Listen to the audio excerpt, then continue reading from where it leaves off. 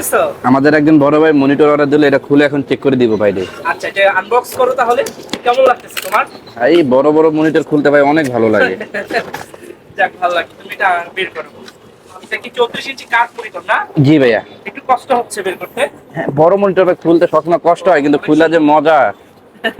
তোমার খুব ভালো লাগে না বড় মনিটর এবং পিসি বিল করতে? জি ভাইয়া। আচ্ছা, আমাদেরকে এগুলো অ্যাকসেসরিজ গুলো আমরা পরে দেখি। ডিপি পোর্ট আছে যে দেয় না। সুন্দরভাবে রেখে দাও। ও, স্ট্যান্ডটা ইউনিক আছে, স্ট্যান্ডটা ইউনিক আছে। স্ট্যান্ডটা একটু ঝামেলা। ফিটটা কি করবো? ফিট পরে করো, সমস্যা নেই। ফিটটা পরে করবো। হ্যাঁ, ফিট পরে করো, আগে তো মনিটরটা দেখাও আমাদের। আপনি একটু হেল্প করেন।